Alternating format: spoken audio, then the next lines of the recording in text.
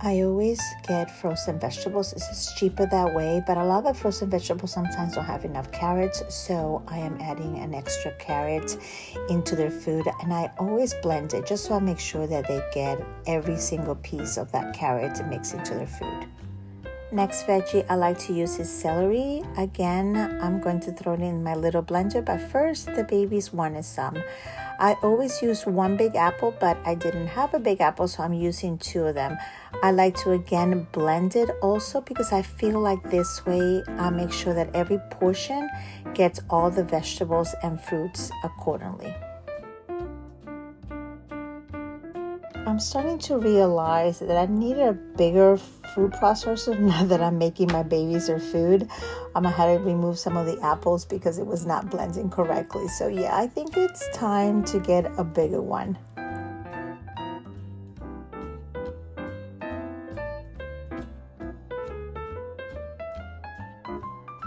Next is frozen green beans. Again, so I'm chopping them a little bit and then throw them into the small blender. They're a good source of fiber and minerals, including vitamin A, C, and K.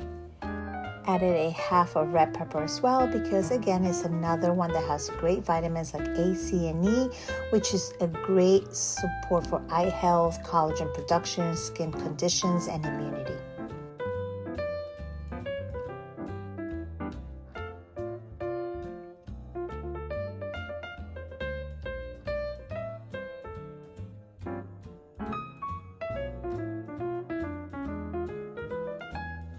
My next veggie is some frozen zucchinis, another good source of vitamins and minerals, including potassium and magnesium.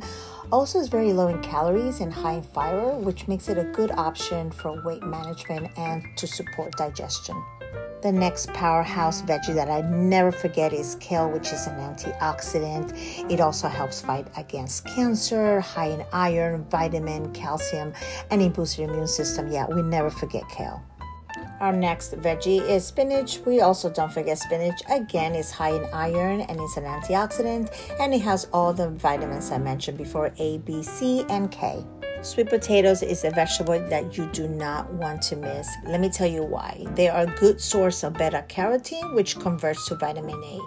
Also, it's high in vitamin C, vitamin B6, potassium, calcium, and iron. These nutrients support healthy eyes, muscles, nerves, skin, coat, and obviously their immune system. I either use a really big sweet potato or I use two medium-sized sweet potatoes. Also, I never peel the skin because it's full of vitamins, but make sure that you wash it really well if you are going to keep the skin before cooking with it. Frozen peas are next. I use about a handful, that's it. And make sure you use the frozen ones and not the ones that come in a can. Lentils are a good source of plant-based protein and iron. I usually use 1 cup of lentils in all their meals. 1 cup of brown rice because it's a carbohydrate and it's a primary energy source for dogs. Do not use white rice for whatever you do. Bone broth is a must. It's rich in collagen, which is essential in maintaining healthy and connective tissues, including cartilage, tendons, and ligaments.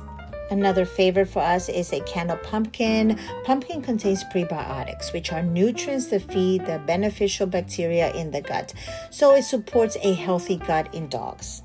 I follow it with 2 tablespoons of coconut oil, drizzle some olive oil, black pepper, and a little bit of Himalayan salt.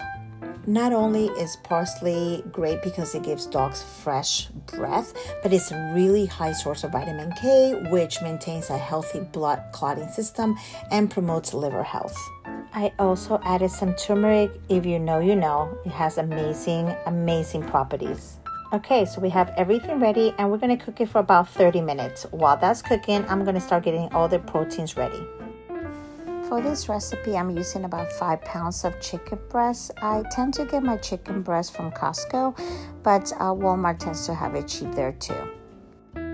I personally like to shred the chicken or beef or whatever protein I'm using because that way when I cook it, I know that every serving is going to have the adequate amount of protein when I serve them their meals. Another great source of protein, minerals, and vitamins is chicken gizzards. I also like to blend it. And next is liver. And I'm not going to sugarcoat this. It is kind of nasty, but I know it's full of iron and lots of good vitamins for my baby. So I bite the bullet. And I also like to shred it. It ends up looking like a paste. Next, I cook everything in my stainless steel pan. Make sure that you cook it on medium. You definitely don't want to cook it high. And then once it's cooked, I literally just mix everything together into the bowl that had all the veggies. Make sure you get yourself this tool from Amazon. It's great for mixing all the ingredients. I usually do 2 cans of sardines, but I only have 1. Sardines is so important because they're full of omegas. Finally, I add about 4 eggs and a half a cup of hemp seeds. I also add the eggshells. You can crumble it or you can bake them into powder. This makes about 5 days worth of food for 2 big dogs.